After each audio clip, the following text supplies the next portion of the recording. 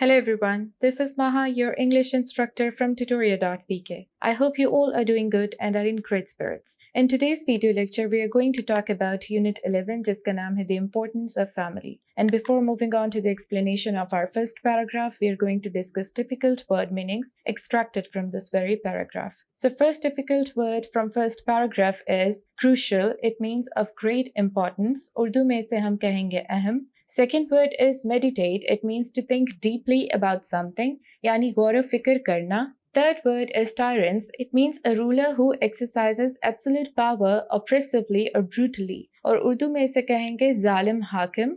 Fourth word is utopians. It means having impossibly ideal conditions, especially of social organization, yani ghair hakiki. Fifth word is overarching. It means overall یا all encompassing اور اردو میں اسے کہیں گے غالب. Sixth word is socialist. It means a person who advocates or practices socialism. Urdu میں اسے کہیں گے اشتراکی. Seventh word is inevitably. It means in a way that cannot be avoided. Urdu میں اسے کہیں گے لازمی طور پر. Eighth word is banner. It means an idea or principle or belief that is strongly supported by someone. یعنی خیال. Ninth word is liberating. It means making you feel free and able to behave as you like. Yani azad karna. 10th word is prejudices. It means an unfavorable opinion or feeling formed beforehand or without knowledge, thought or reason. Yani tasub. 11th word is instilling. It means inculcate, implant or fix. اور اردو میں اسے کہیں گے ذہن نشین کرانا. 12th word is commonwealth. It means a group of people or of groups with a common aim to improve themselves, help each other and share knowledge and resources. Urdu میں اسے کہیں گے دولت مشترکہ.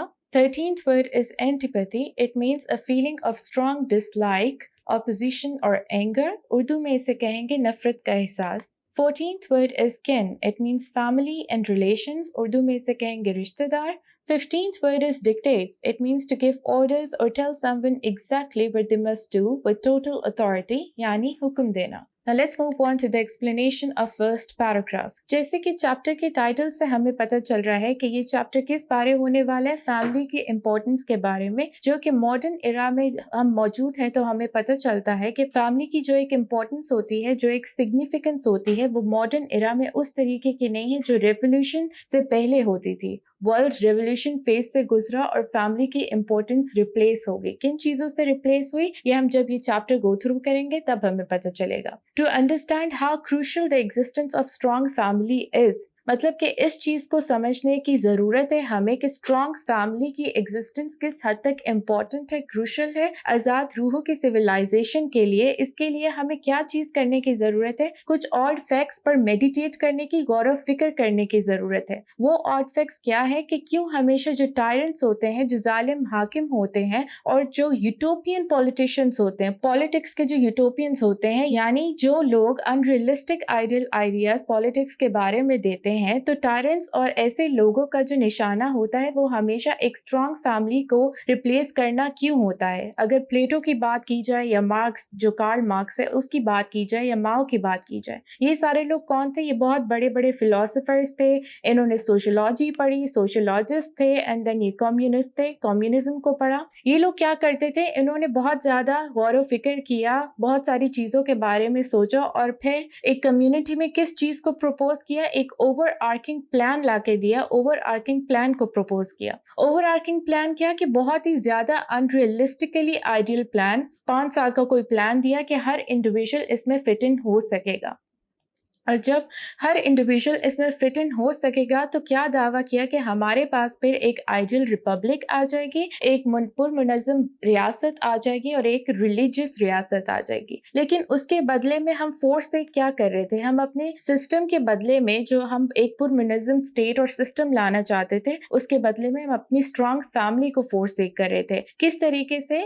ایک بہت زیادہ کامن نوشن زمانہ ازل سے چلا آ رہا ہے کہ ہم نے وومن کو फ्री करना है ताकि वो प्रोडक्टिव काम कर सके, फिर हमने यूथ को लिबरेट करना है ताकि वो जो है अपने पुराने तासुबात से आज़ाद हो सके। और फिर ये किस चीज़ के लिए किया जा रहा था? कॉमन वेल्थ के लिए, आइडियल कॉमन वेल्थ यानी दौलत मुश्तरका के लिए ये चीज़ें नेसेसरी थी। और हमें ये गाइड कौन कर रहा था, बल्कि डिक्टेट कौन कर रहा था? हमारे लीडर्स और टायरेंट्स। तो इस तरीके से क्या हुआ कि पूरे जो लोग थे वो इन चीज़ों की तरफ लग गए और हमारी जो फैमिली वैल्यूज़ थी वो जो है वो कॉम्प्रोमाइज़ होना शुरू हो गए। जो फैमिली मेम्बर्स थे वो इतना ज़्यादा आपस में कॉन्टैक्ट नहीं रखते थे, बहुत मिनिमल हो गया कॉन्टैक्ट। पेरेंट्स और चिल्ड्रन के बीच में गैप आना शुरू हो गया, वो सेपरेट होना शुरू हो गए। फिर क्या बात की जाती है कि the motive behind this antipathy, कि ये जो एक नफरत है फैमिली सिस्टम के बारे में, फैमिली सिस्टम को लेके टायरेंट्स के माइंड में, पॉलिटिशियंस के माइंड में, ये क्यों है, इसके रीजन अभी तक हमें नहीं पता चली है। फिर राइटर कहता है कि अगर हमारी जो लॉयल्टीज हैं वो सिर्फ अपनी फैमिली के लिए होंगी और अपनी फैमिली की अच्छाई के लिए, वेलफेयर के लिए होंगी, तो कोई भी टायरेंट या कोई भी पॉलिटिशियन जो है हमारी फैमिली वैल्यूज को रिप्लेस नहीं कर सकता है। लेकिन अगर हम जो है अपनी जो लॉयल्टी है वो एक हायर कॉज की तरफ लेके जाना चाहते हैं, अपनी फैमिली की तरफ नहीं लेके जाना चाहते बल्कि किसी और चीज के लिए अपनी लॉयल्टी को लेके जाना चाहते हैं, फिर क्या होता है कि हम फिर अपने लीडर्स की डिक्टेशन को फॉलो करना शुरू कर देते हैं, ब्लाइंडली उनकी डिक्टेशन को ओबे करना शुरू कर देते हैं।